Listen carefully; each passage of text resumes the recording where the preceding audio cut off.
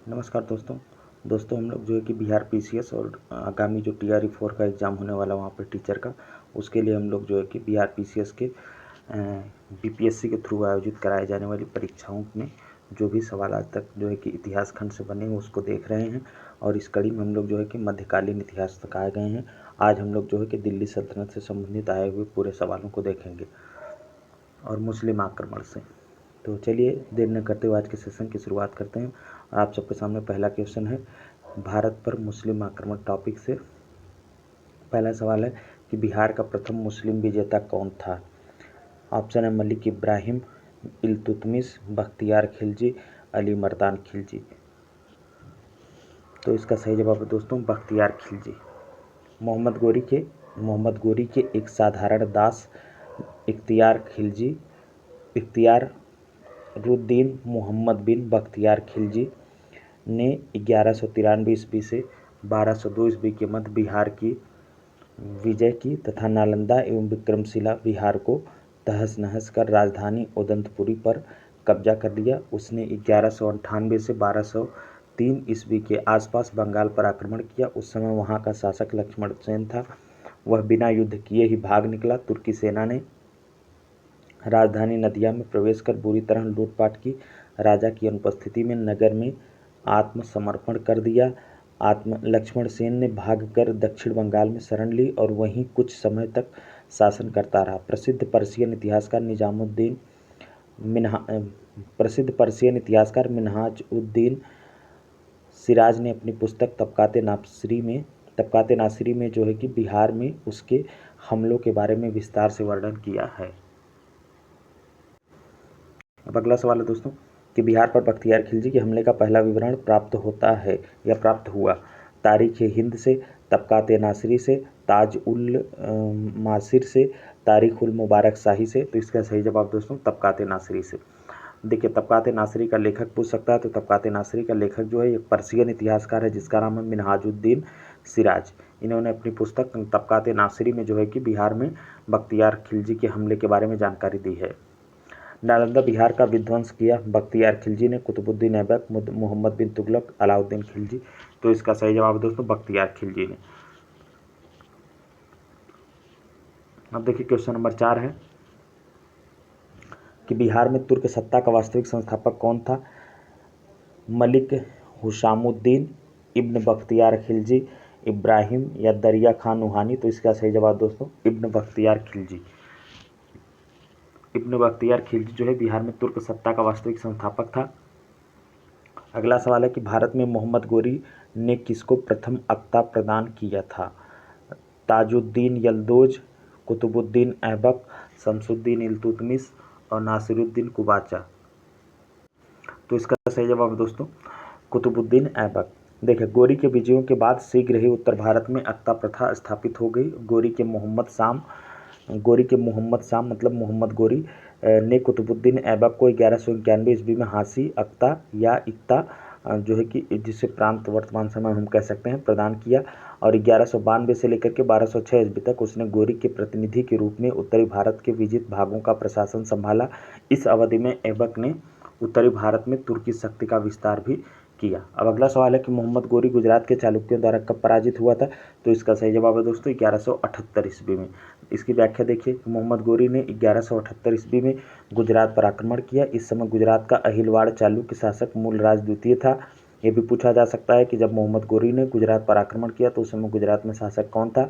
तो उस समय गुजरात में शासक था चालुक्य शासक मूलराज द्वितीय, जिसने अपने भाई भीम द्वितीय को सेनापति बनाकर भेजा। साथ में उसकी माता नायका देवी भी थीं। माउंट आबू पर्वत के पास कासहद के मैदान में भीम द्वितीय ने मोहम्मद गोरी को पराजित कर दिया। यह मोहम्मद गोरी की भारत में पहली हार थी। अब देखते हैं दोस्तों दिल्ली सल्तनत में पहला जो वंश शासन किया था जिसका नाम था गुलाम वंश। इससे आए हुए सवालों को देखते हैं। पहला सवाल है कि गुलाम वंश का प्रथम शासक कौन था। इल्तुतमिश, कुतुबुद्दीन ऐबक, रजिया, बलबन। तो इसका सही जवाब दोस्तों कुतुबुद्दीन ऐबक। देखिए भारत में गुलाम वंश का प्रथम शासक कुतुबुद्दीन ऐबक था जो कि 1206 से लेकर के 1210 ईस्वी तक था। वह ऐबक नामक तुर्क जनजाति का था। बचपन में उसे निसापुर के काजी फखरुद्दीन अब्दुल अजीज कुकी ने एक दास के रूप में खरीदा था। काजी ने उसकी उचित ढंग से देखभाल की और सभी शिक्षाओं में पूर्ण कराया। ऐबक बचपन से ही अति सुरीले स्वर में कुरान पढ़ता था, जिस कारण उसे कुरान खां या कुरान का पाठ करने वाला नाम से भी प्रसिद्ध हो गया। तो ये पूछा जाता है दोस्तों कि कुरान खां की उपाधि किस शासक को दी जाती है, तो कुतुबुद्दीन ऐबक को। देखिए आगे के बाद में वह निसापुर से गजनी लाया गया, जहाँ उसे गोरी ने खरीद लिया। अपनी प्रतिभा, लगन और ईमानदारी के बल पर शीघ्र ही ऐबक ने गोरी का विश्वास प्राप्त कर लिया। गोरी ने उसे अमीर ए आखुर के पद पर प्रोन्नत कर दिया और यहीं से उसके जीवन का एक नया अध्याय आरंभ हुआ। वह दिल्ली का पहला तुर्क शासक था। यद्यपि वह लाहौर से ही शासन करता था, उसी को भारत में तुर्की राज्य का संस्थापक भी माना जाता है। गोरी की मृत्यु के बाद लाहौर के नागरिकों द्वारा आमंत्रित करने पर वहां पहुंचकर शासन सत्ता अपने हाथ में लिया। यद्यपि उसने अपना राज्याभिषेक गोरी की मृत्यु के 3 माह पश्चात जून 1206 ईस्वी में कराया था। ऐबक ने कभी सुल्तान की उपाधि धारण नहीं की। उसने केवल मलिक और सिपहसालार की पदवियों से ही अपने को संतुष्ट रखा। गोरी के उत्तराधिकारी गियासुद्दीन द्वारा मुक्ति पत्र प्राप्त करने के बाद नियम पूर्वक 1208 ईस्वी में ऐबक को दास्ता से मुक्ति मिली थी। मतलब कि जिस समय यह शासक था 1206 से 10 ईस्वी तक, उसी वक्त इसे जो है कि दास्ता से मुक्ति मिलती है 2 वर्ष के बाद। अगला सवाल है दोस्तों कि कुतुबुद्दीन ऐबक की राजधानी थी, तो इसकी राजधानी दोस्तों लाहौर थी। देखिए मोहम्मद गौरी की मृत्यु 1206 ईस्वी के बाद लाहौर के विशिष्ट जनों एवं अमीरों ने कुतुबुद्दीन ऐबक को सार्वभौम शक्तियां ग्रहण करने के लिए आमंत्रित किया। अतः उसने लाहौर जाकर सत्ता ग्रहण की तथा 1206 ईस्वी में औपचारिक रूप से सिंहासनारूढ़ हुआ। ऐबक की राजधानी लाहौर थी। गद्दी पर बैठने के बाद ऐबक के सामने सबसे बड़ी कठिनाई गोरी के दास और उसके राज्य के उत्तराधिकारी ताजुद्दीन यल्दौज और नासिरुद्दीन कुबाचा की तरफ से थी। ऐबक ने अपनी बहन की शादी कुबाजा से कर उसे अपने पक्ष में कर लिया, किंतु यल्दौज की तरफ से खतरा बना रहा। यही कारण था कि ऐबक सदा लाहौर में ही रहा। उसने दिल्ली आने का कभी अवसर नहीं मिला। उसे जो है कि दिल्ली आने का कभी अवसर नहीं मिला। अगला सवाल है कि मुस्लिम शासक जिसका साम्राज्य दारुल इस्लाम का एक भाग माना जाता था, बलबन, रजिया, इल्तुतमिश, नासिरुद्दीन।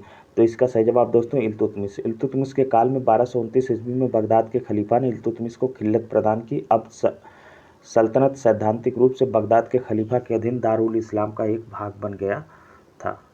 अब अगला सवाल है कि इल्तुतमिश ने बिहार में अपना प्रथम सूबेदार नियुक्त किया। ऐवाज, नासिरुद्दीन महमूद, अली मर्दान, मलिक जानी। तो इसका सही जवाब दोस्तों मलिक जानी। इल्तुतमिश ने बिहार शरीफ एवं बाढ़ पर अधिकार कर राजमहल की पहाड़ियों में तेलियागढ़ी के समीप हिसामुद्दीन ऐवाज को पराजित किया। ऐवाज ने इल्तुतमिश की अधीनता स्वीकार कर ली। इल्तुतमिश ने ऐवाज के स्थान पर मलिक जानी को बिहार का सूबेदार नियुक्त किया। अगला सवाल है कि राजत्व कि उसके सिद्धांत प्रतिष्ठा, शक्ति और न्याय के सिद्धांतों पर आधारित थे। बलबन के बारे में ये शब्द किसने कहा है, तो ये शब्द बलबन के बारे में कहा है जियाउद्दीन बर्नी ने। 2022 के सीडीपीओ के एग्जाम में पूछा गया, तो ये रिपीट करने की संभावना है दोस्तों। व्याख्या इसकी देखते हैं कि बलबन के बारे में जियाउद्दीन बर्नी यह कहता है कि राजत्व के उसके सिद्धांत प्रतिष्ठा, शक्ति और न्याय के सिद्धांत पर आधारित है। ध्यातव्य है कि बलबन दिल्ली सल्तनत के दौरान गुलाम वंश का एक शासक था। उसने रक्त और लौह की नीति अपनाई थी। ये पूछा जाता है कि दिल्ली के शासक ने, दिल्ली सल्तनत के किस शासक ने रक्त एवं लौह की नीति अपनाई थी, तो बलबन ने। अगला सवाल है कि वह प्रथम मुस्लिम शासक कौन था जिसने अपने शासन के सिद्धांत मतलब थियोरी ऑफ किंगशिप को राजाओं के ईश्वरीय अधिकार सिद्धांत के समान प्रतिपादित किया। ऑप्शन है ऐबक, इल्तुतमिश, बलबन और अलाउद्दीन। तो इसका सही जवाब दोस्तों बलबन। बलबन प्रथम मुस्लिम शासक था जिसने शासन के सिद्धांत को राजाओं के ईश्वरीय अधिकार सिद्धांत के समान प्रतिपादित किया था। इसके अनुसार सुल्तान पृथ्वी पर ईश्वर का प्रतिनिधि मतलब नियाबत ए खुदाई है और उसके स्थान पर पैगंबर और उसका स्थान जो है पैगंबर के पश्चात है। राजा जिल्ले अल्लाह या जिल्ले इलाही अर्थात ईश्वर का प्रतिबिंब है। उसने पुत्र बुगरा खां से कहा था, सुल्तान का पद निरंकुशता का सजीव प्रतीक है। अगला सवाल है क्वेश्चन नंबर 7 कि किस दिल्ली सुल्तान ने रक्त एवं लौह की नीति अपनाई, इल्तुतमिश, बलबन, अलाउद्दीन खिलजी, मोहम्मद बिन तुगलक। तो इसका सही जवाब दोस्तों बलबन। देखिए बलबन के विषय में कहा गया है कि उसने रक्त और लौह की नीति अपनाई। बलबन के राजत्व सिद्धांत की 2 मुख्य विशेषताएं थी। प्रथम क्या था कि सुल्तान का पद ईश्वर के द्वारा प्राप्त होता है, प्रदत्त होता है, और दूसरा था कि सुल्तान का निरंकुश होना आवश्यक है। उसके अनुसार सुल्तान पृथ्वी पर ईश्वर का प्रतिनिधि मतलब नियामत खुदाई है और उसका स्थान पैगंबर के पश्चात है। सुल्तान को कार्य करने की प्रेरणा और शक्ति ईश्वर से प्राप्त होती है। इस कारण जनसाधारण या सरदारों को उसके कार्यों की आलोचना का अधिकार नहीं है। अब अगला सवाल है कि तुगरिल खां ने किसके शासनकाल के दौरान विद्रोह किया था? बलबन, अलाउद्दीन खिलजी, फिरोज शाह तुगलक, खिज्र खां। तो इसका सही जवाब है दोस्तों बलबन। देखिए तुगरिल खां जो था, तुगरिल खां ने बलबन के काल में विद्रोह किया था। यह विद्रोह बंगाल में अमीन खान की नियुक्ति के विरोध में हुआ था। क्यों यह किया था? क्योंकि बलबन ने जो है कि बंगाल में अमीन खान की नियुक्ति किया था, उसके विरोध में तुगरिल खां ने विद्रोह किया था। कालांतर में बलबन के बंगाल अभियान से डरकर तुगरिल खां जो है कि भाग गया। इनमें से किस अगला सवाल है कि इनमें से किसने भारत में फारसी त्यौहार नवरोज की शुरुआत की थी? तो इसका भी सही जवाब है दोस्तों बलबन। देखिए गियासुद्दीन बलबन जो था वो 1266 से लेकर के 1286 ईस्वी तक शासन किया था। उसने भारत में ईरानी त्यौहार नवरोज को मनाने की प्रथा आरंभ की थी। तो हमको आपको यह भी याद रखना है कि नवरोज कहाँ का त्यौहार था, तो यह ईरान का त्यौहार था। नवरोज ईरानी नववर्ष है, जिसे फारसी नववर्ष के रूप में भी जाना जाता है। बलबन ने अपने दरबार में सिजदा तथा पैबोस प्रथा की भी शुरुआत की थी, जो फारसी परंपरा का अनुसरण था। अब खिलजी वंश से सवाल देखते हैं। खिलजी वंश से जो पहला सवाल है वो है कि खिलजी वंश का प्रथम शासक कौन था? तो इसका सही जवाब दोस्तों जलालुद्दीन खिलजी। जलालुद्दीन खिलजी ने 1290 ईस्वी में खिलजी वंश की स्थापना की। उसने अपना राज्याभिषेक 1290 ईस्वी में कैकूबाद द्वारा बनाए गए अपूर्ण किलूगढ़ी में जो है कि महल में करवाया था। Doctor A.L. श्रीवास्तव के अनुसार जियाउद्दीन खिलजी दिल्ली का प्रथम तुर्की सुल्तान था, जिसने उदार निरंकुशवाद के आदर्श को अपने सामने रखा था। अब अगला सवाल है कि अलाउद्दीन दिल्ली का प्रथम तुर्की सुल्तान था, जिसे धर्म को राज्य के अधीन लाने का और ऐसे घटकों से परिचित कराने का श्रेय जाता है जो सैद्धांतिक रूप से राज्य को धर्मनिरपेक्ष बताते हैं। ये शब्द किसने लिखे हैं? तो ये शब्द दोस्तों लिखे हैं A.L. श्रीवास्तव ने। ऑप्शन में दिया है वुलजले हेग, K.S. लाल और A.L. श्रीवास्तव और जियाउद्दीन बर्नी। तो इसका सही जवाब दोस्तों A.L. श्रीवास्तव। देखिए A.L. श्रीवास्तव जो है ये अलाउद्दीन खिलजी के बारे में लिखते हैं कि अलाउद्दीन खिलजी जो है दिल्ली का प्रथम तुर्की सुल्तान था, जिसने धर्म को राज्य के अधीन लाने का और ऐसे घटकों से परिचय कराने का श्रेय जाता है जो सैद्धांतिक रूप से राज्य को धर्मनिरपेक्ष बनाते हैं। मतलब कि यह धर्म को जो है कि राज्य के दायरे में लाने का शुरुआत किया या प्रथा जो है कि चलाई। देखिए जब उसने राजत्व प्राप्त किया तो वह शरीयत के नियमों और आदेशों से पूर्णतः स्वतंत्र था। बर्नी ने यह कथन किस सुल्तान के लिए लिखा है? तो अलाउद्दीन खिलजी के लिए। जियाउद्दीन बर्नी ने उक्त कथन मतलब कि शरीयत के नियमों और आदेशों से पूर्ण व स्वतंत्र था। जियाउद्दीन बर्नी ने उक्त कथन जो है अलाउद्दीन खिलजी के लिए कहा है। अलाउद्दीन खिलजी दिल्ली का वह पहला सुल्तान था जिसने धर्म पर राज्य का नियंत्रण स्थापित किया, और इस संदर्भ में अपनी नीति की व्याख्या करते हुए वह स्वयं कहता है कि मैं नहीं जानता हूं कि कानून की दृष्टि से क्या उचित है और क्या अनुचित है। मैं राज्य की भलाई अथवा अवसर विशेष के लिए उपयुक्त समझता हूं, उसे करने की आज्ञा देता हूं। अंतिम न्याय के दिन मेरा क्या होगा मैं नहीं जानता। अलाउद्दीन ने राजपथ के विषय में बलबन के विचार को पुनः जीवित किया। वह राजा की सार्वभौमिकता में विश्वास रखता था, जो पृथ्वी पर ईश्वर का प्रतिनिधि मात्र है। उसने अपनी शक्ति की वृद्धि के विषय में खलीफा की अनुमति लेना आवश्यक नहीं समझा, इसलिए उसने खलीफा से अपने पद की मान्यता प्राप्त करने के संबंध में कोई याचना नहीं की। उसने अपने आप को यामीन उल खिलाफत नासिरी अमीर उल मोमिन बताया। इस प्रकार अलाउद्दीन दिल्ली का पहला सुल्तान था जिसने धर्म को राजनीति में हस्तक्षेप नहीं करने दिया। अलाउद्दीन उलेमा वर्ग के प्रभाव से मुक्त रहा। अब अगला सवाल है क्वेश्चन नंबर 4 कि अलाउद्दीन खिलजी के प्रसिद्ध सेनापतियों में किसकी मंगोलों के विरुद्ध लड़ते हुए मृत्यु होगी? जफर खां, नुसरत खां, अल्प खां, उलुग खां। तो इसका सही जवाब दोस्तों जफर खां। अलाउद्दीन खिलजी जो है का प्रसिद्ध सेनापति जफर खां मंगोलों के विरुद्ध लड़ता हुआ मारा गया, जो अपने समय का श्रेष्ठ और साहसी सेनापति था। जफर खां के शौर्य और भारतीय सेना की दृढ़ता से मंगोल इतने प्रभावित हुए कि वे उसी रात को 3 कोस पीछे हट गए और वापस चले गए।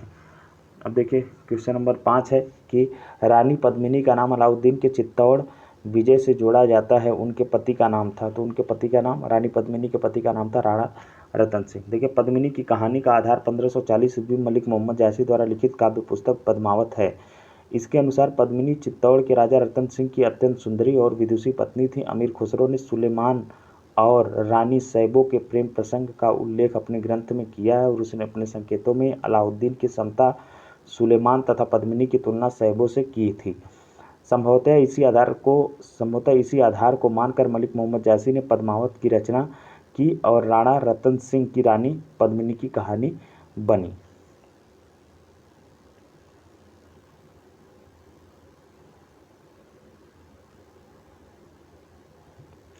चलिए अब आगे दोस्तों क्वेश्चन नंबर 6 कि अलाउद्दीन खिलजी के आक्रमण के समय देवगिरी का शासक कौन था। तो अलाउद्दीन खिलजी के आक्रमण के समय देवगिरी का जो शासक था वो था रामचंद्र देव।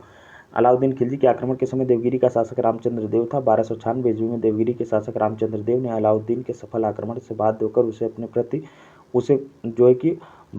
उसे प्रति वर्ष एलिचपुर की आय भेजने का वादा किया था, परंतु 1305 ईस्वी तथा 1306 ईस्वी में उसने उस कर को दिल्ली नहीं भेजा, जिस कारण 1307 ईस्वी में अलाउद्दीन ने मलिक काफूर के नेतृत्व में एक सेना देवगिरी पर आक्रमण करने के लिए भेजी। राजा रामचंद्र देव जो है युद्ध में पराजित हुआ और उसने आत्मसमर्पण कर दिया।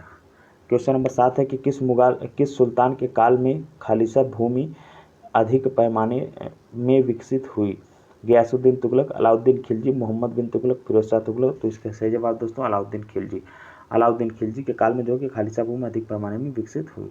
अब देखते हैं व्याख्या। देखिए अलाउद्दीन खिलजी की राजस्व और लगान व्यवस्था का मुख्य उद्देश्य एक शक्तिशाली और निरंकुश राज्य की स्थापना करना था। उसने उन सभी व्यक्तियों से भूमि छीन ली जिन्हें वह मिल्क मतलब राज्य द्वारा प्रदत्त संपत्ति अथवा इनाम या इंदराज पेंशनें तथा वक्फ आदि के रूप में मिली थी। फलतः खालिसा भूमि अधिक पैमाने पर विकसित हुई। देखिए अगला सवाल है कि किस सुल्तान ने जमीन में फसल की नपाई का आधा राजस्व के रूप में जो है कि दावा किया। तो ऑप्शन है इल्तुतमिश, बलबन, अलाउद्दीन खिलजी, मोहम्मद बिन तुगलक। तो इसका सही जवाब है दोस्तों अलाउद्दीन खिलजी। देखिए अलाउद्दीन खिलजी जो है दिल्ली सल्तनत का पहला सुल्तान था जिसने भू राजस्व नीति में कुछ परिवर्तन किए। उसने उपज का 50% भू राजस्व के रूप में हासिल किया, जिसे अनाज के रूप में लेने के लिए जोर दिया गया, और इससे पूर्व बलबन और इल्तुतमिश ने भू राजस्व उपज की 1/3 दर से अधिक नहीं लिया था। मोहम्मद बिन तुगलक के काल में भी भूमि कर की दर अलाउद्दीन की भांति 50% ही थी, लेकिन जहां अलाउद्दीन ने राजस्व निर्धारण भूमि पैमाइश के आधार पर किया था, वहीं मोहम्मद बिन तुगलक ने बिना पैमाइश के अनुमान के आधार पर राजस्व का निर्धारण किया था। यद्यपि इस प्रश्न में ऑप्शन सी और डी मतलब कि अलाउद्दीन खिलजी और मोहम्मद बिन तुगलक दोनों ही सही है, किंतु बिहार लोक सेवा आयोग ने इसका विकल्प जो है कि सी माना है, मतलब अलाउद्दीन खिलजी को माना है। तो इस वजह से अब देखिए यहाँ पे दिया है कि मोहम्मद बिन तुगलक के काल में भी भूमि की दर अलाउद्दीन की भांति 50% ही थी, लेकिन जहां अलाउद्दीन ने राजस्व निर्धारण भूमि पैमाइश के आधार पर किया था, वहीं मोहम्मद बिन तुगलक ने जो है कि बिना पैमाइश मतलब अनुमान के आधार पर राजस्व निर्धारण किया था। तो इस वजह से दोनों सही हैं, लेकिन प्रश्न क्यों देखेंगे तो कि प्रश्न पूछा है कि किस सुल्तान ने जमीन में फसल की नपाई का आधा राजस्व के रूप में दावा किया। तो इसका सही जवाब हो जाएगा दोस्तों अलाउद्दीन खिलजी। वैसे अगर ये देता कि ज़मीन में फसल की नपाई न दे करके बस ये बोलता कि राजस्व का आधा राजस्व के रूप में दावा किया था, फसल की नपाई का आधा राजस्व के रूप में जो है कि दावा किया था, या ऐसे बनता कि जो जितना फसल होगी उसका आधा राजस्व के रूप में देना पड़ेगा, तब जो है कि मोहम्मद बिन तुगलक भी तब जो है कि मोहम्मद बिन तुगलक भी सही हो जाता। लेकिन जब दिया है कि ज़मीन में फसल की नपाई का आधा राजस्व के रूप में देना दावा किया, तब जो है कि केवल अलाउद्दीन खिलजी सही, क्योंकि यह अनुमान के आधार पर केवल ले रहा था मोहम्मद बिन तुगलक। अब देखिए क्वेश्चन नंबर 9 है कि अलाउद्दीन खिलजी द्वारा द्वार समुद्र की विजय के लिए किसे नियुक्त किया गया था। क्वेश्चन ऑप्शन है अल्प खान, खिज्र खान, उमर खान, मलिक काफूर। तो इसका सही जवाब दोस्तों मलिक काफूर। अलाउद्दीन खिलजी द्वारा जो है कि द्वार समुद्र की विजय के लिए मलिक काफूर को नियुक्त किया गया था। होयसल की राजधानी द्वार समुद्र थी, वहाँ का शासक वीर बल्लाल तृतीय था, और दक्षिण भारत की संपूर्ण विजय का श्रेय मलिक काफूर को ही जाता है। अब क्वेश्चन नंबर 10 है कि निम्नलिखित में से किस सुल्तान से निजामुद्दीन औलिया ने भेंट करने से इनकार कर दिया। जलालुद्दीन खिलजी, अलाउद्दीन खिलजी, गयासुद्दीन तुगलक या मोहम्मद बिन तुगलक। तो इसका सही जवाब दोस्तों ऑप्शन बी मतलब अलाउद्दीन खिलजी। अलाउद्दीन खिलजी से जो है कि निजामुद्दीन औलिया ने भेंट करने से मना कर दिया था। अब इसकी व्याख्या हम लोग देखते हैं। देखिए, शेख निजामुद्दीन औलिया ने 7 सुल्तानों का शासन देखा। तो ये भी पूछा गया है कि निम्नलिखित में से किस ने जो है कि 7 सुल्तानों का शासन देखा था। तो शेख निजामुद्दीन औलिया ने, जो कि एक के बाद एक सत्तासीन रहे, इन 7 शासकों को देखा उन्होंने, किंतु वे कभी भी किसी के दरबार में नहीं गए। सुल्तान अलाउद्दीन खिलजी ने शेख से मिलने का बहुत प्रयास किया, यहाँ तक कि उसने शेख के प्रिय शिष्य अमीर खुसरो के माध्यम से भी प्रयत्न किया, किंतु जब शेख को ज्ञात हुआ कि सुल्तान आने वाला है तो वे अजोधन चले गए। इस प्रकार औलिया न तो सुल्तान से मिले और न ही इनकार किया। दूसरी तरफ अलाउद्दीन ने उनसे मिलने की आज्ञा मांगी तो शेख ने उत्तर दिया कि मेरे मकान के 2 दरवाजे हैं, यदि सुल्तान एक के द्वारा आएगा तो मैं दूसरे के द्वारा बाहर चला जाऊंगा। जिन्होंने अलाउद्दीन से मिलने से इनकार कर दिया था वे महबूब इलाही के नाम से प्रसिद्ध थे। उन्होंने जो है कि मतलब कि शेख निजामुद्दीन औलिया ने अलाउद्दीन खिलजी से मिलने से इनकार कर दिया था और शेख निजामुद्दीन औलिया को महबूब इलाही के नाम से भी जाना जाता है। क्वेश्चन नंबर 11 कि अलाउद्दीन खिलजी के आक्रमण के समय चित्तौड़ का शासक कौन था? तो राणा रतन सिंह थे। देखिए, मलिक मोहम्मद जैसी द्वारा लिखित काव्य पुस्तक पद्मावत है। इसके अनुसार पद्मिनी चित्तौड़ के राजा रतन सिंह की अत्यंत सुंदर और विदुषी पत्नी थी। अमीर खुसरो ने सुलेमान और रानी सैबो के प्रेम प्रसंग का उल्लेख अपने ग्रंथ में किया था और उसने अपने संकेतों में अलाउद्दीन की समता सुलेमान से तथा पद्मिनी की तुलना जो है कि सैबा से की थी। संभवतः इसी आधार को मानकर मलिक मोहम्मद जैसी ने पद्मावत की रचना की और राणा रतन सिंह को जो है कि रानी पद्मिनी की कहानी बनी। अब अगला सवाल है कि सल्तनत काल में सार्वभौमिक वितरण प्रणाली किसने लागू की थी? तो इसका भी सही जवाब है अलाउद्दीन खिलजी। सल्तनतकालीन शासक अलाउद्दीन खिलजी ने सार्वजनिक वितरण प्रणाली को जो है कि प्रारंभ किया था। अब हम लोग देखेंगे तुगलक डायनेस्टी से आए हुए सवाल। तो देखिए दोस्तों, तुगलक वंश से जो पहला सवाल है वो है, निम्नलिखित में से किस सुल्तान ने बेरोजगारों को रोजगार दिलवाया? तो ऑप्शन है अलाउद्दीन खिलजी, मोहम्मद बिन तुगलक, फिरोज शाह तुगलक और शेर शाह सूरी। तो इसका सही जवाब दोस्तों फिरोज शाह तुगलक। देखिए, फिरोज शाह तुगलक ने सामान्य लोगों की भलाई के लिए कुछ उपकार के कार्य किए। नियुक्ति के लिए दफ्तर मतलब रोजगार दफ्तर खोलकर तथा प्रत्येक मनुष्य के गुण एवं योग्यता की पूरी जांच पड़ताल करने के बाद यथासंभव अधिक से अधिक लोगों को नियुक्ति देकर उसने बेकारी की समस्या को हल करने का प्रयास किया था। अब क्वेश्चन नंबर 2 है कि निम्नलिखित में से किस सुल्तान के दरबार में सबसे अधिक गुलाम थे? बलबन, अलाउद्दीन खिलजी, मोहम्मद बिन तुगलक, फिरोज तुगलक। तो इसका भी सही जवाब दोस्तों फिरोज तुगलक। फिरोज तुगलक को जो है कि दासों का बहुत शौक था। उसके समय में दासों की संख्या संभवतः 1,80,000 पहुँच गई थी। उनकी देखभाल के लिए उसने एक पृथक विभाग बनाया था जिसका नाम था दीवाने बंदगान का गठन किया था और उन दासों की शिक्षा का वह पूर्ण ध्यान वहाँ पे जो है कि रखा जाता था। देखिए, अब अगला सवाल है कि फिरोज तुगलक द्वारा स्थापित दारुल सफा क्या था? एक दानशाला था, एक खैराती अस्पताल था, एक पुस्तकालय, तीर्थयात्रियों के लिए अतिथिगृह। तो इसका सही जवाब दोस्तों खैराती अस्पताल है। अब यहाँ पे 2 चीज़ हम लोगों को याद रख लेना है कि दीवाने बंदगान क्या था। यह दोस्तों जो है कि अपने दासों के लिए उसने एक नया विभाग ही बनाया था फिरोज तुगलक ने, तो उसे दीवाने बंदगान कहा जाता था। और एक खैराती अस्पताल था, मतलब जिसमें फ्री में लोगों का इलाज होता था और उसका नाम था दारुल सफ़ा। तो राज्य के खर्चे पर हज की व्यवस्था करने वाला पहला भारतीय शासक जो है फिरोज तुगलक था और उसने दारुल सफ़ा नामक एक खैराती अस्पताल की स्थापना भी की थी और उसमें कुशल हकीमों को जो है कि उसने नियुक्त किया था। क्वेश्चन नंबर 4 है कि निम्नलिखित में से किस सुल्तान ने फलों की गुणवत्ता सुधारने के लिए उपाय किया? मोहम्मद बिन तुगलक, फिरोज तुगलक, सिकंदर लोदी, शेर शाह सूरी। तो इसका भी सही जवाब दोस्तों फिरोज शाह तुगलक। फिरोज शाह तुगलक ने जो है कि बागवानी में अपनी अभिरुचि के कारण दिल्ली के निकट लगभग 1200 नए बाग लगवाए तथा उसने बागों में फलों की गुणवत्ता सुधारने के लिए भी उपाय किए थे। अब क्वेश्चन नंबर 5 है कि कश्मीर घाटी के अंतिम मुस्लिम शासक यूसुफ शाह चक, जिन्हें मुगल सम्राट अकबर द्वारा बिहार में निर्वासित किया गया था, दफन हैं पाटलिपुत्र में, राजगीर में, मुंगेर में, नालंदा में। तो इसका सही जवाब दोस्तों नालंदा में।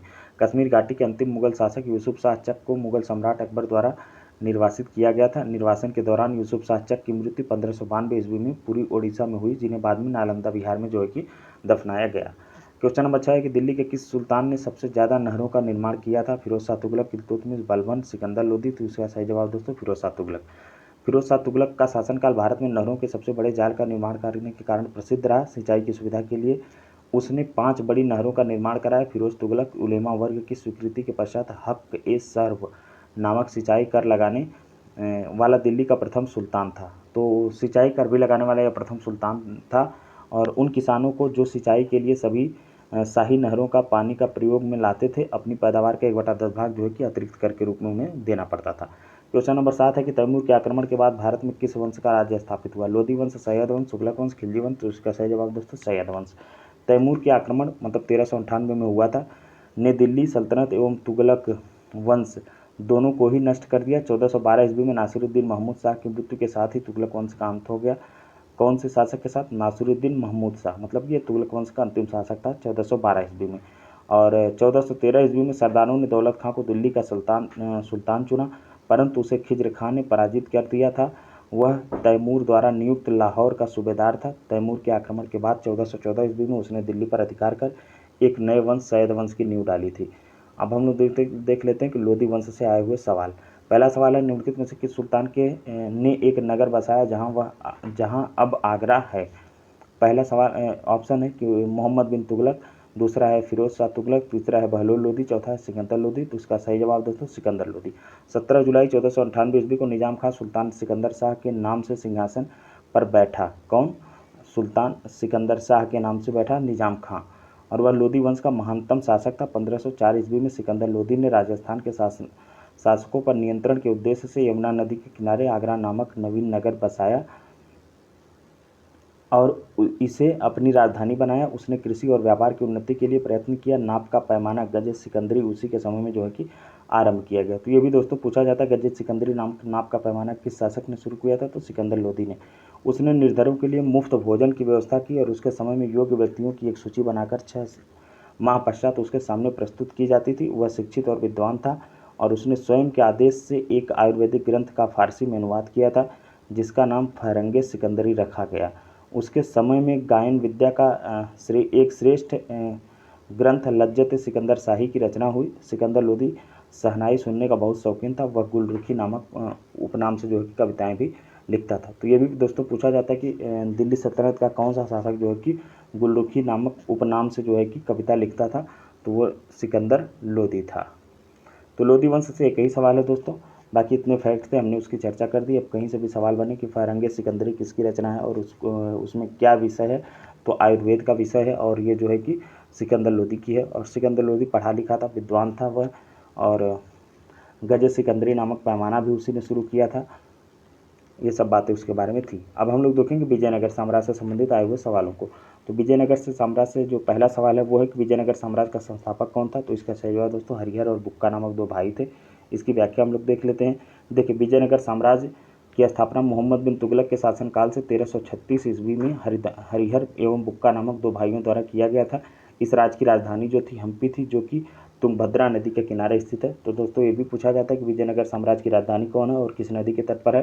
तो उस राजधानी का नाम है हम्पी और जिस नदी के तट पर है उसका नाम है तुंगभद्रा। अब क्वेश्चन नंबर 2 है कि विजयनगर के उस पहले शासक की पहचान करें जिसने बहमनियों से गोवा को छीना। तो इसका सही जवाब दोस्तों हरिहर द्वितीय।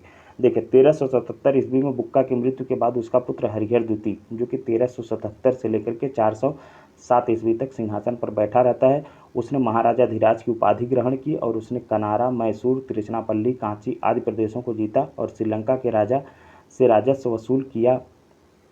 बहमनी राज्य से भी उसका संघर्ष हुआ। 1377 ईस्वी में सुल्तान मुजाहिद ने उसके राज्य पर आक्रमण किया किंतु सफल नहीं हुआ। हरिहर द्वितीय की सबसे बड़ी सफलता पश्चिम में बहमनी राज्य से बेलगांव व गोवा छीनना था। मतलब किससे? पश्चिम में जो है कि बहमनी राज्य से बेलगांव और गोवा को छीनना उसकी सबसे बड़ी विजय थी। वह शिव, जिसे विरूपाक्ष भी कहते हैं, का उपासक था। अब अगला सवाल है कि विजयनगर के राजा कृष्णदेव राय के गोलकुंडा का युद्ध किस राजा के साथ लड़ा गया था? तो इसका सही जवाब दोस्तों कुली कुतुब शाह के साथ।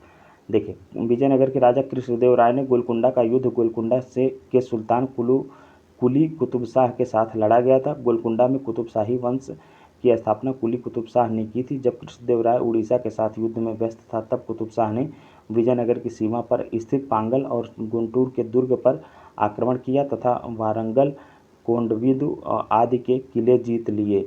इसके पश्चात उसने विजयनगर पर आक्रमण करने का प्रयास किया। कृष्णदेवराय और कुतुब शाह के बीच संघर्ष हुआ। कुतुब शाह सेना से जो है कि पराजित हुई। अब अगला सवाल है दोस्तों विजयनगर साम्राज्य से, वो है कि विजयनगर साम्राज्य की वित्तीय व्यवस्था की मुख्य विशेषता क्या थी?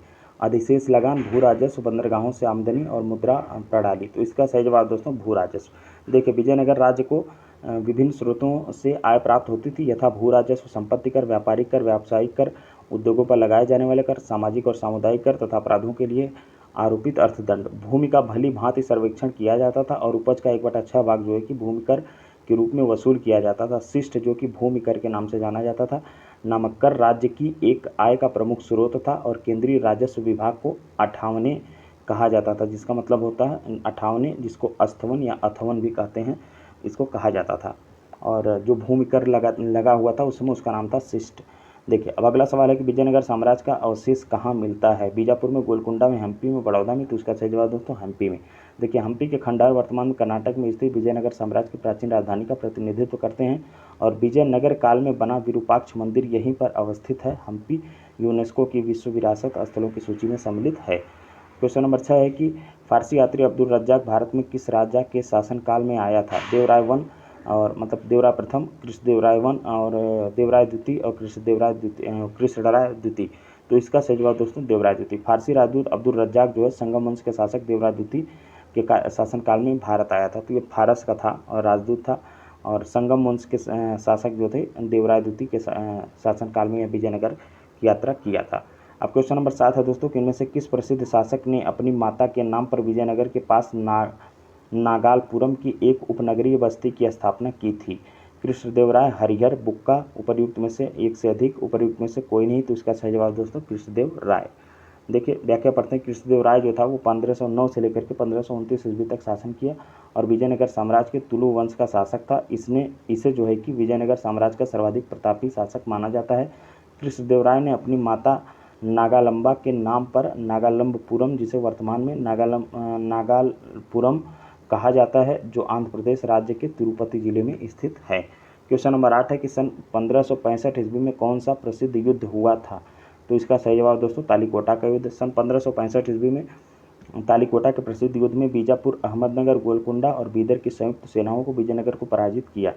मतलब किन की संयुक्त सेनाओं ने, और ये कौन से युद्ध में? तालीकोटा का युद्ध जो कि 1565 ईस्वी में लड़ा गया था। बीजापुर प्रसिद्ध युद्ध में जो है कि बीजापुर, अहमदनगर, गोलकुंडा और बीदर की संयुक्त सेनाओं ने मिल करके जो है कि विजयनगर को पराजित किया था और इस संयुक्त सेना में केवल बरार शामिल नहीं था। और फरिश्ता के अनुसार यह युद्ध तालीकोटा में लड़ा गया था, किंतु युद्ध का वास्तविक क्षेत्र राक्षसी एवं तगड़ी नामक 2 ग्रामों के बीच था। तालीकोटा के युद्ध के समय विजयनगर का शासक सदाशिव राय था, किंतु वास्तविक शक्ति उसके मंत्री रामराय के हाथों में थी। रामराय एक योग्य सेनापति था। उसने बहमनी राज्यों के मुस्लिम शासकों के मध्य फूट डालने का प्रयास किया, किंतु सफल नहीं हुआ और तालीकोटा के इसी युद्ध में हुसैन निजाम शाह ने अपने हाथ से रामराय का वध कर दिया। अब हम लोग देखेंगे दोस्तों दिल्ली सल्तनत के प्रशासन से संबंधित आए हुए सवाल को। पहला सवाल है कि दीवाने अर्ज विभाग संबंधित था शाही पत्राचार से, विदेश विभाग से, रक्षा विभाग से, वित्त विभाग से। तो इसका सही जवाब दोस्तों रक्षा विभाग से। देखिए दीवाने आरिज अथवा आरिज ए मुमालिक सल्तनत काल में सैन्य विभाग का प्रमुख अधिकारी होता था और आरिज ए मुमालिक का विभाग ही दीवान ए अर्ज कहलाता था। इस विभाग की स्थापना बलबन ने की थी। अगला सवाल है कि निम्नलिखित में से कौन भूमि उत्पाद पर लगने वाले कर को इंगित करता है? खराज, खुम्स, उस्र, मुक्तई। तो इसमें कूट बनाया है केवल एक, 2 और 3 और 1, 2 और 3 और 1, 3 और 4। तो इसका सही जवाब दोस्तों ऑप्शन डी पहला, मतलब इसमें से पहला जो है वो कृषि पर भूमि पर लगने वाला कर था, मतलब खराज, और दूसरा नहीं है, उस्र भी था और जो है कि मुक्तई भी था। तो हम लोग देखते हैं कि खुम्स क्या था। देखिए व्याख्या में खराज, उस्र और मुक्तई भूमि उत्पाद पर लगने वाले कर को इंगित करते हैं, जबकि खुम्स भूमि उत्पाद पर लगने वाला कर नहीं था, अपितु खुम्स लूट का धन था। खुम्स कैसा धन था? लूट का धन था। और खुम्स युद्ध में शत्रु राज्य की जनता से लूट में प्राप्त होता था। इस लूट का 4/5 भाग सैनिकों में बांट दिया जाता था और 1/5 भाग जो है कि राजकोष को जमा होता था। किंतु अलाउद्दीन खिलजी और मोहम्मद तुगलक ने जो है कि 4/5 भाग जो है कि राजकोष को दिया और 1/5 भाग सैनिकों में बांटा। सिकंदर लोदी ने गड़े हुए खजाने से कोई हिस्सा नहीं लिया। अब क्वेश्चन नंबर 3 है दोस्तों कि जवाबित का संबंध किससे था? राज्य कानून से, मनसब प्रणाली को नियंत्रण करने वाले कानून से, टकसाल से संबंधित कानून से और कृषि संबंधित कर से। तो इसका सही जवाब है तो राज्य कानून से। सल्तनतकालीन प्रशासनिक शब्दावली में जवाबित का संबंध राज्य के कानून से था। क्वेश्चन नंबर 4 है कि दिल्ली सल्तनत के दौरान मुकद्दम या चौधरी पद का इस्तेमाल किनके लिए किया जाता था? इसका सही जवाब गाँव के सरपंच के लिए। दिल्ली सल्तनत के दौरान खुद या मुकद्दम या चौधरी नामक शब्द गाँव के सरपंच के लिए उपयोग में लाए जाते थे, जो सल्तनत के लिए राजस्व एकत्र करने का काम भी करते थे। अब क्वेश्चन नंबर 5 है, सल्तनत काल में सिक्के टंका, ससगनी, जीतल जो है कि किन किन धातुओं के बने थे? तो दोस्तों जिनमें से हम जानते हैं कि टंका और ससगनी जो है ये चांदी के बने थे और जीतल जो था वह तांबा का बना हुआ था। तो इस तरह से ऑप्शन ए सही हो जाएगा। देखिए सल्तनत कालीन 2 प्रमुख मुद्राएं जीतल एवं टंका। इल्तुतमिश दिल्ली सल्तनत का पहला तुर्क शासक था जिसने शुद्ध अरबी सिक्के चलाए। मुद्रा प्रणाली में उसका योगदान दिल्ली सल्तनत के शासकों में सर्वाधिक है, क्योंकि उसी ने 2 प्रमुख सिक्के चांदी का टंका और तांबे का जीतल प्रचलित करवाया था। ससगनी भी जो था यह चांदी का सिक्का था। टंका और जीतल के बीच जो अनुपात था वह 1:48 का था। देखिए अब अगला सवाल है जिस टॉपिक से वो है दिल्ली सल्तनत कला एवं स्थापत्य। पहला सवाल है इससे कि 2.5 दिन का झोपड़ा क्या है? मस्जिद, मंदिर, संत की झोपड़ी, मीनार। तो इसका सही जवाब दोस्तों मस्जिद। देखिए अपनी उदारता के कारण कुतुबुद्दीन ऐबक इतना दान करता था कि उसे लाख बख्श या लाखों में दान करने वाले के नाम से पुकारा गया। फरिश्ता ने लिखा है कि यदि व्यक्ति किसी की दानशीलता की प्रशंसा करते थे तो उसे अपने युग का ऐबक पुकारते थे। इसकी एक उपाधि कुरान खां भी थी। ऐबक को ऐबक को जो है कि साहित्य से अनुराग था और स्थापत्य कला में भी रुचि थी। तत्कालीन विद्वान हसन निजामी और फ़ख्र मुदब्बिर को उसका संरक्षण प्राप्त था। उन्होंने ऐबक को अपने ग्रंथ समर्पित किए थे। हसन निजामी ने ताज उल नासिर की रचना की। ऐबक ने दिल्ली में कुव्वत उल इस्लाम और अजमेर में 2.5 दिन के झोपड़ा का नामक मस्जिदों का निर्माण कराया। तो हमें ये भी याद रखना है कि ऐबक ने दिल्ली में कुव्वत उल इस्लाम और अजमेर में जो है कि 2.5 दिन का झोपड़ा नामक मस्जिदों का निर्माण कराया था। 2 मस्जिद, एक कुव्वत उल इस्लाम जो कि दिल्ली में है, दूसरी 2.5 दिन का झोपड़ा जो कि अजमेर में है। उसने दिल्ली में स्थित कुतुब मीनार का निर्माण कार्य भी प्रारंभ किया, जिसे इल्तुतमिश ने जो है कि कंप्लीट कराया। अब इससे जो दूसरा सवाल है स्थापत्य कला से वो है कि कुतुब मीनार किसके द्वारा पूरा किया गया था? इल्तुतमिश, कुतुबुद्दीन ऐबक, उलुग खां और रजिया सुल्तान। तो इसका सही जवाब दोस्तों इल्तुतमिश। देखिए कुतुब मीनार का निर्माण जो है कुतुबुद्दीन ऐबक ने आरंभ किया और सुल्तान इल्तुतमिश के काल में इसका कार्यकाल पूरा हुआ। प्रसिद्ध सूफी ख्वाजा कुतुबुद्दीन बख्तियार काकी के नाम पर इसका नाम कुतुब मीनार जो है रखा गया है। तो ये हम लोगों को याद रखना है कि कुतुब मीनार का नाम किसके नाम पर रखा गया है? प्रसिद्ध जो सूफी ख्वाजा थे कुतुबुद्दीन बख्तियार काकी, उनके नाम पर रखा गया है। और यह गोलाकार तथा 5 मंजिली इमारत है और फिरोज शाह तुगलक के शासनकाल में इसकी 4थी मंजिल को काफ़ी हानि पहुंची थी, जिस पर फिरोज ने 4थी मंजिल को पुनर्निर्माण के साथ साथ 5वीं मंजिल का भी निर्माण कराया। इस प्रकार कुतुब मीनार में जो है कि 4 मंजिलों के स्थान पर 5 मंजिलें बनाई गई हैं, जो आज भी विद्यमान है। सुल्तान अलाउद्दीन खिलजी ने कुतुब मीनार के निर्माण में कोई योगदान नहीं किया था। अब क्वेश्चन नंबर 3 है कि अलाई दरवाज़ा का निर्माण किस सुल्तान ने करवाया?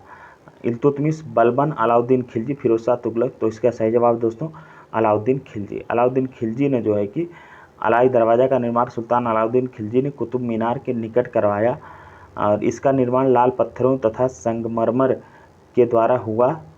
यह 1311 ईस्वी में बनकर तैयार हुआ।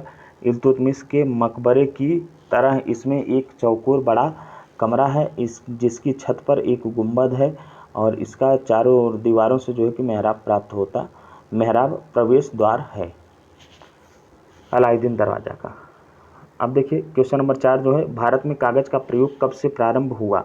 12वीं शताब्दी से, 13वीं, 14वीं, 15वीं। तो इसका सही जवाब दोस्तों 12वीं शताब्दी। देखिए देश में सर्वप्रथम कागज़ का आविष्कार चीन में हुआ था। भारत में कागज़ का प्रयोग 12वीं शताब्दी में प्रारंभ हुआ था और आशुतोष संग्रहालय कलकत्ता में 1005 ईस्वी का पेपर संरक्षित किया गया है, जिसका शीर्षक पंचरक्षा है। यह भारत में कागज़ का सबसे प्राचीन प्रमाण है। अब जो हम लोग सवाल करेंगे वो दिल्ली साहित्य से संबंधित टॉपिक से करेंगे। इससे जो पहला सवाल है दोस्तों वो है कि तबकात नासरी का लेखक कौन था। शेख जमालुद्दीन अलबरूनी, मिनहाजुस सिराज और जियाउद्दीन बर्नी। तो तबकात नासरी का लेखक है मिनहाजुस सिराज। देखिए व्याख्या देखते हैं। तबकात नासरी का लेखक मिनहाजुस सिराज था, जो सुल्तान नासिरुद्दीन को समर्पित किया गया है।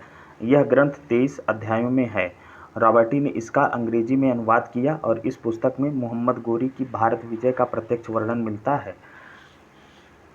ज्ञातव्य है कि मिनहाज प्रथम इतिहासकार है जिसने यह कहा था कि कुतुबुद्दीन ऐबक ने अपने नाम की मुद्राएं प्रसारित की और खुतबा पढ़वाया। क्वेश्चन नंबर 2 है कि मोरक्को के यात्री इब्न बतूता का वृत्तांत किस रूप में जाना जाता है। रिहला, सुबह उल अस, तारीख ए रसीदी और रियाज उस सलातीन। तो इसका सही जवाब दोस्तों ऑप्शन ए रिहला या रहला जिसे कहते हैं। देखिए इब्न बतूता अफ्रीका के मोरक्को का रहने वाला था, जो मोहम्मद तुगलक के काल में दिल्ली आया था। इब्न बतूता पहले ये भी जानिए कि कहाँ का था, मोरक्को जिसकी राजधानी रबात है वहाँ का रहने वाला था, और मोहम्मद तुगलक के काल में यह दिल्ली आया था। और इसने अपनी यात्रा वृत्तांत अरबी भाषा में रहला नामक पुस्तक में लिखा है। इसने मोहम्मद तुगलक कालीन नीतियों की आलोचना भी की थी। क्वेश्चन नंबर 3 है कि 12 मासा की रचना किसने की थी। अमीर खुसरो, इसामी और मलिक मोहम्मद जायसी, रास खान। तो इसका सही जवाब है मलिक मोहम्मद जायसी। 12 मासा की रचना मलिक मोहम्मद जायसी ने की थी। जायसी की पद्मावत, अखरावट तथा आखिरी कलाम में से पद्मावत का हिंदी साहित्य में महत्वपूर्ण स्थान है। तो 12 मासा भी किसने लिखी है, मलिक मोहम्मद जायसी ने। क्वेश्चन नंबर 4 है कि ज्ञान दीपक नामक पुस्तक की रचना किस महान संत ने की थी। ज्ञान दीपक, तो इसका सही जवाब दोस्तों दरिया साहिब। देखिए संत दरिया साहब ने ज्ञान दीपक नामक पुस्तक की रचना की थी। ये बिहार के रहने वाले थे। सालार मसूद गाजी महमूद गजनवी के सेना के मुखिया थे। इनकी दरगाह बहराइच उत्तर प्रदेश में जो है स्थित है। संत दरिया साहिब की जो दरगाह है वो बहराइच में स्थित है, जो कि उत्तर प्रदेश में है।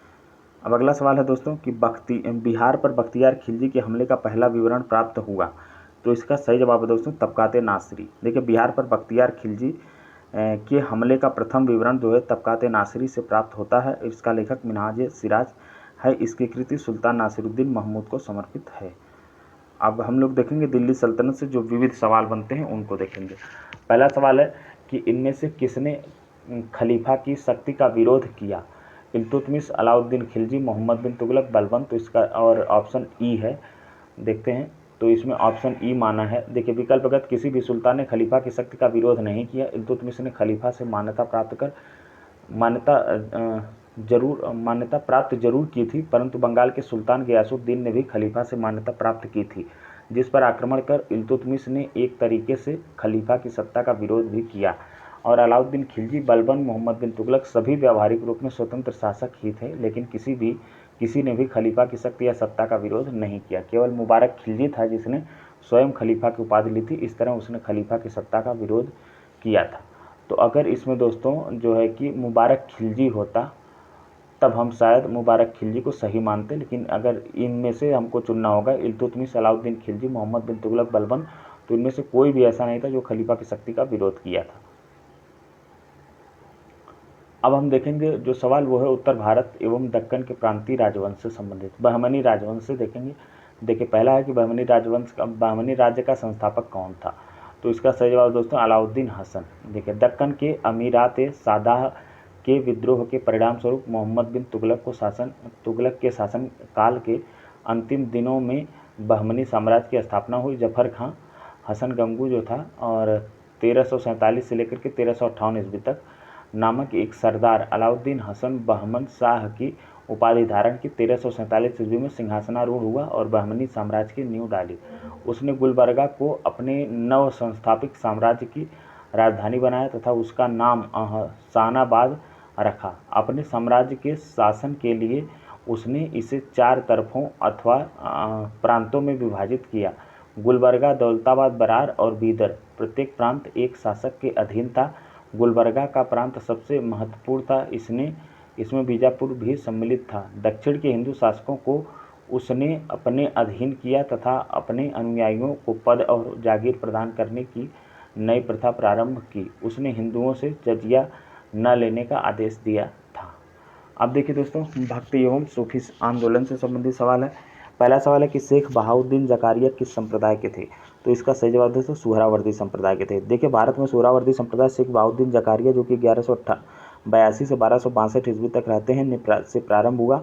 और सूफियों के इस संप्रदाय में शेख सदरुद्दीन आरिफ, शेख रुकनुद्दीन अबुल फतह और शेख जलालुद्दीन सुर्ख आदि हुए। इस संप्रदाय के संत सुखमय जीवन पर बल देते थे और धन और संपत्ति को साधना में बाधक नहीं मानते थे।